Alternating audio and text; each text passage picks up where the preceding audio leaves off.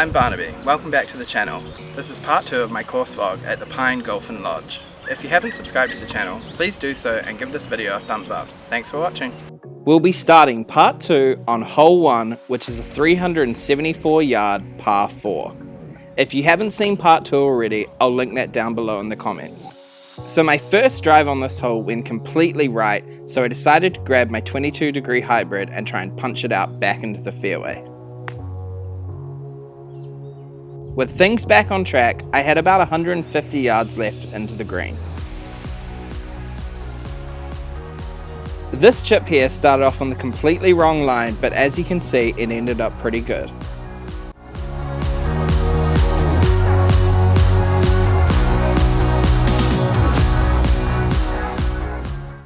Missing that putt did mean that I walked away with a double bogey, but at least it was only a 2-putt. Hole 2 is a 326 yard par 4. Even though the hole is pretty straightforward, you do want to try and get your tee shot to land on the right hand side of the fairway. This will open up the green for you a bit more. Thankfully on this hole I was able to keep my drive in the fairway, and that meant I only had a wedge into the green. Unfortunately, I still missed.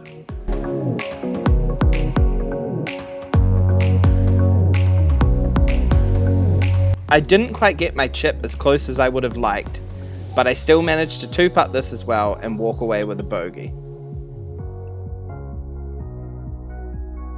Hole 3 is a 566 yard par 5.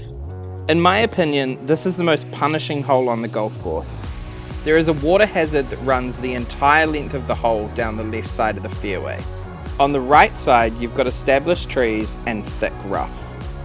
And to top things off, the fairway slopes right to left. The course is really trying to do everything it can here to get you into the water. As you can see, it almost had me, but not where I was expecting.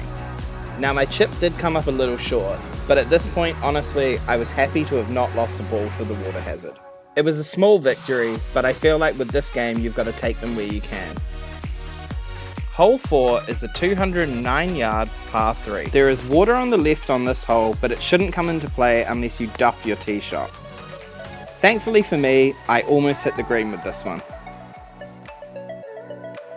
I needed a decent lag putt on this hole to have any look at par, but as you can see, my start lines are horrendous.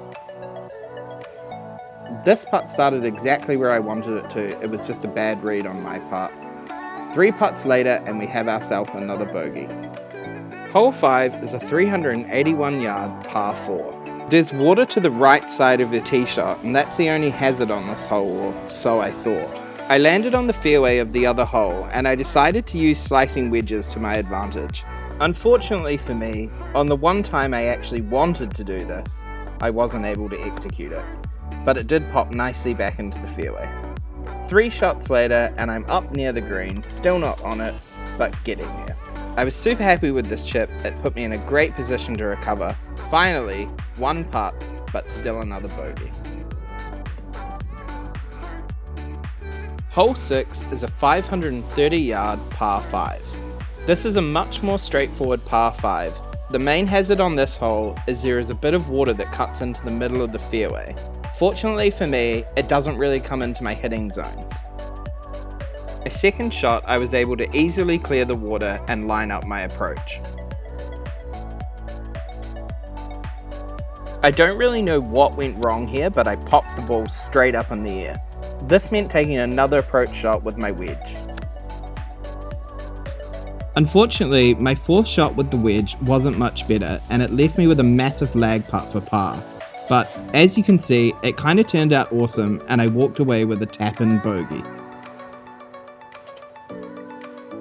Hole 7 is a 416 yard par 4. Overtaken by confidence, I decided to pull out my mini driver. This was an absolutely terrible idea, and I should have left it at home. Somehow I narrowly avoided going in the water. Not knowing exactly how to approach this, I just basically started hacking away at the ball. And I eventually did make it to the green.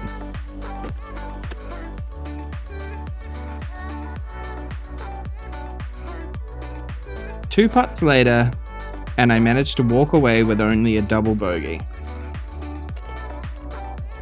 Hole 8 is 173 yard par 3. This is a tricky par 3. There is water on the right, but what you can't see is there are hills to the left side of the green, and behind that there is water also. You have to be rather conservative with your tee shot. I ended up in the bunker and completely shanked it. My experience on the last hole had shaken me, and I think this, coupled with fatigue, I was starting to lose the plot a bit.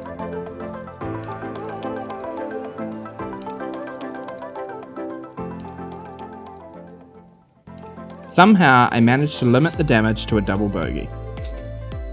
Finally, hole 9 is a 424 yard par 4. By this point, fatigue had definitely set in. I had pulled out the mini driver again, even though there was water right down the entire right hand side of the fairway. I completely pulled this shot, but thankfully my predictable slice brought it right back into the middle of the fairway. These shots just popped straight up in the air. I couldn't commit to anything because I was just so tired at this point. Little did I know there would be worse things to come. I would walk away from this hole making double par. That's bad even for me.